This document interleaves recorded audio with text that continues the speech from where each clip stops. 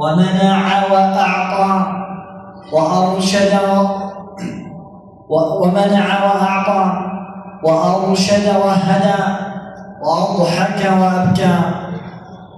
وقل الحمد لله الذي لم يتخذ ولدا ولم يكن له شريك في الملك ولم يكن له ولي من الذل وكبره تكبيرا. الله أكبر كبيرا. الحمد لله كثيرا وسبحان الله بكرة وأصيلا. الحمد لله الذي جعل الأعياد في الإسلام مصدرا للهناء والسرور. الحمد لله الذي تفضل في هذه الأيام العشر على كل عبد شكور، سبحانه غافر الذنب وقابل التوب شديد العقاب. الله أكبر الله أكبر الله أكبر الله أكبر كبيرا والحمد لله كثيرا وسبحان الله بكرة وأصيلا.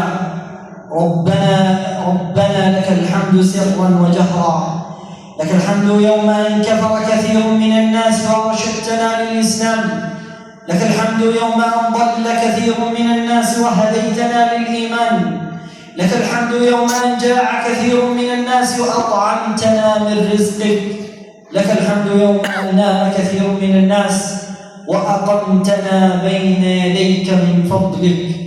أيها المسلمون عباد الله، الأعياد في الإسلام تبدأ بالتكبير وتعلن للفرحة النفير ليعيشها الرجل والمرأة ويحياها الكبير والصغير. أعيادنا تهليل وتكبير. إذا أذنا كبرنا الله، وإذا أقمنا كبرنا الله، وإذا دخلنا في الصلاة كبرنا الله، وإذا ذبحنا كبرنا الله، وإذا ولد المولود كبرنا الله، وإذا خضنا المعارك كبرنا الله، وإذا جاء العيد بالتكبير استقبلناه وقلنا الله أكبر الله أكبر لا إله إلا الله، الله أكبر ولله الحمد. إنه تنفيذ لتوجيهات الله ولتكملوا العدة ولتكبروا الله على ما هداكم ولعلكم تشكرون. كان لعمر بن الخطاب رضي الله عنه قبة في منى، فإذا جاء العيد كبر عمر فكبرت منى فكبرت الأرض، وكأنك أمام أمة تعلن أن الخنوع والخضوع لا يكونان إلا لله، وأن الذلة والانكسار لا يكونان إلا لذات الله، وأن الاستمداد والاستلهام لا يكونان إلا من الله، وأن العون والتوكل لا يكونان إلا على الله، وأن الحفظ والاستعانة لا يكونان إلا بالله سبحانه وتعالى. الأعياد في الإسلام طاعة تأتي بعد طاعة. عيد الفطر ارتبط بشهر رمضان الذي أنزل فيه القرآن، وفيه الصوم الذي يذكر بهذه القرآن. موسم يختم بالشكر والتكبير ولتكملوا العدة ولتكبروا الله على ما هداكم. وعيد الأضحى ارتبط بفريضة الحج وبعشر ذي الحجة التي فيها يوم عرفة. موسم يختم بالذكر والتكبير، واذكروا الله في أيام معدودات. فطوبى للذين صاموا وقاموا، وطوبى للذين ضحوا وأعطوا، وطوبى للذين كانوا مستغفرين بالأسحار منفقين بالليل والنهار.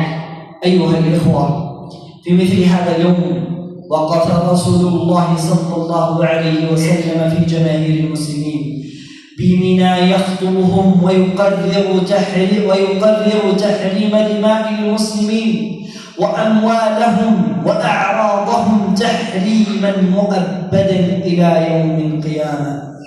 فعن أبي بكرة رضي الله عنه عن النبي صلى الله عليه وسلم أنه قال: إن الزمان قد استدار كهيئته يوم خلق الله السماوات والأرض، السنة 12 شهرا، ومنها 4 حرم، 3 متواليات ذو القعدة وذو الحجة والمحرم، ورجب شهر مضر الذي بين جمادى وشعبان. ثم قال: أي شهر هذا؟ قلنا: الله ورسوله أعلم. قال: فسكت حتى ظننا أنه سيسميه بغير اسمه.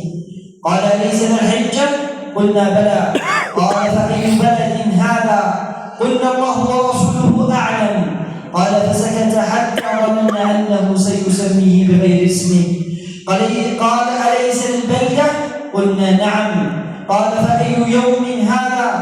قلنا: الله ورسوله أعلم. قال: فسكت حتى ظننا أنه سيسميه بغير اسمه. قال: أليس يوم النحر؟ قلنا: بلى يا رسول الله. قال: فإن دماءكم وأموالكم وأعراضكم حرام عليكم كحرمة يومكم هذا في بلدكم هذا في شهركم هذا، وستلقون ربكم فيسألكم عن أعمالكم، فلا ترجعون بعدي كفارا أو ضلالا يضرب بعضكم رقاب بعض. ثم قال: ألا هل بلغت؟ قالوا: نعم. قال: اللهم اشهد، فليبلغ الشاهد الغائب، فرب مبلغ أو عام سامع.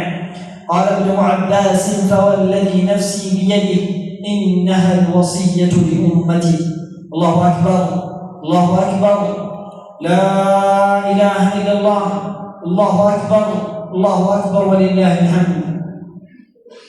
أيها الإخوة، لقد أكد النبي صلى الله عليه وسلم في هذا اليوم العظيم والموقف والمجمع العظيمين في حجة الوداع تحريم هذه الأشياء الثلاثة: الدم والمال والعرض، بعد أن قررهم بعظمة الزمان والمكان، وقارن بينهما قرنا لا انفصال بعده إلى يوم القيامة بنص محكم صريح. وفي هذا الزمان جدت وسائل حديثة لانتهاك أعراض المسلمين، تعدت حديث المجالس إلى ما يسمى بالإعلام الجديد من تويتر والسناب شات والفيسبوك والإنستغرام والواتساب وغيرها مما يعمل عبر شبكة الإنترنت أو غيرها من الوسائل. اعلموا أن الكتابة أو الحديث أو نقل الأخبار غير الصحيحة عبر هذه الوسائل لا يخرج الفاعل عن دائرة الاعتداء على الأعراض ويوقعه بالغيبة أو البهتان أو إشاعة الفاحشة أو الباطل أو الاستهزاء أو السخرية وغيرها من الأعمال المحرمة التي حرمها الدين، بل غلظ في التحريم. قال تعالى: إن الذين يحبون أن تشيع الفاحشة في الذين آمنوا لهم عذاب أليم في الدنيا والآخرة والله يعلم وأنتم لا تعلمون. ألا فليتق الله أولئك الكتاب، سواء منهم من صرح باسمه أو استتر باسم رمزي وهمي غريب رضيه لنفسه به. وليتذكروا قول الله تعالى: ما يلفظ من قول إلا لديه رقيب عتيد، وقوله: وإن عليكم لحافظين كراما كاتبين يوم يقال للخلائق: هذا كتابنا ينطق عليكم بالحق إنا كنا نستنسخ ما كنتم تعملون. الله أكبر، الله أكبر، لا إله إلا الله، الله أكبر، الله أكبر ولله الحمد.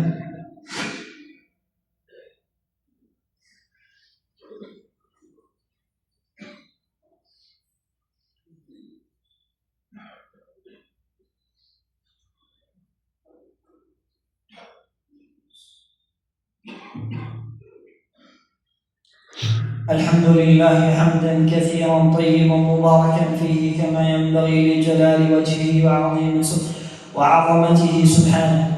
وأشهد أن لا إله إلا الله وأن لا إله إلا الله وأن